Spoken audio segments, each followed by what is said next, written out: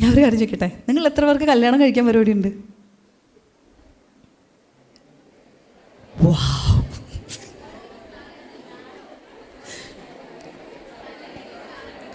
കല്യാണം കഴിക്കാൻ പരിപാടിയുള്ള 4 പേരേ ഉള്ളൂ ഇവിടെ. Teachers please note.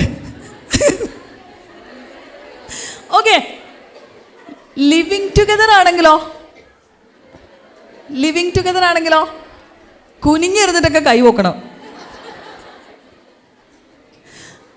Okay, C അപ്പം മാരേജിനോടുള്ള അപ്രോച്ച് നമ്മുടെ മാറിയിട്ടുണ്ട് അല്ലേ?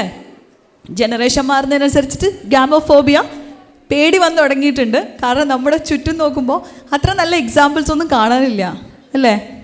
മാരേജിലേക്ക് നോക്കുമ്പോൾ വക്കീലിനതല്ലേ, അല്ല ആസ് ആൻ അഡ്വക്കേറ്റ് കാണുന്ന എക്സാമ്പിൾസ് അങ്ങനെയല്ലേ? Perspectives definitely. അപ്പം ഗാമോഫോബിയ കാരണം ജനറലി കല്യാണ പേടി നന്നായിട്ടുണ്ട്. കാരണം മിക്കവരുടെയും വീട്ടിലുള്ള എക്സാമ്പിൾസ് അത്ര നല്ലതല്ലാത്തത് കൊണ്ട് മാത്രമല്ല, ഈ ജെൻഡർ റോൾസും നമ്മുടെ കരിയറിൻ്റെ ചോയ്സസും രണ്ടും കൂടെ ബാലൻസ് ചെയ്ത് കൊണ്ടുപോകാനുള്ള സ്ട്രഗിൾ ഉള്ളതുകൊണ്ട് so many reasons are there.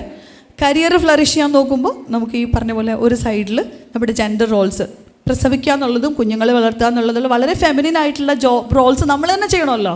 Nature തന്നിട്ടുള്ളത് ഇത് നമുക്ക് വേറെ ആരെ ഏൽപ്പിക്കാൻ പറ്റില്ല. നാളെ തൊട്ട് ആണുങ്ങൾ പ്രസവിച്ചോളൂ എന്ന് പറയാൻ പറ്റില്ല.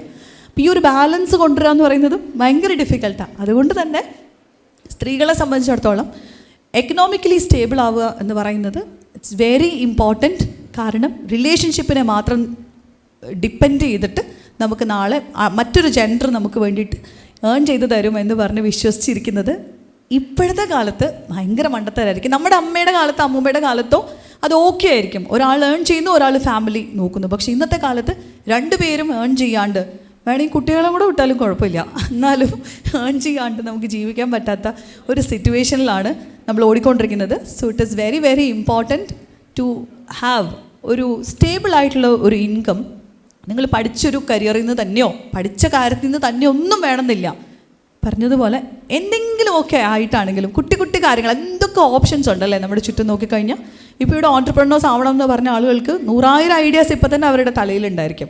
ഒന്ന് മനസ്സറിഞ്ഞ് ഇറങ്ങിക്കഴിഞ്ഞാൽ ഇഷ്ടം പോലെ ഓപ്പർച്യൂണിറ്റീസ് ഉള്ളൊരു വേൾഡാണ്. AI വന്നതുകൊണ്ട് കുറേ പൊട്ടൻഷ്യൽ ത്രെഡ്സ് ഉണ്ടാവും നമ്മൾ പറഞ്ഞാലും അതിനപ്പുറത്തേക്ക് ഓപ്പർച്യൂണിറ്റീസും വിശാലമാവുകയാണ്. ഒരു 20 ഐഡിയാസ് നിങ്ങളുടെ കയ്യിലൊരു ബഡ്ജറ്റ് വെച്ച് പറഞ്ഞു തരാൻ പറഞ്ഞാൽ ഇപ്പോൾ ChatGPT തന്നെ പറഞ്ഞു തരില്ലേ? ഇല്ലേ? So it's A world of opportunities. അപ്പോൾ അതുകൊണ്ട് തീർച്ചയായിട്ടും അത് എക്സ്പ്ലോർ ചെയ്യാതെ നാളെ നിങ്ങൾക്ക് റിഗ്രറ്റ് ചെയ്യേണ്ടി വരരുത് എന്നാണ് പറയാനുള്ളത്.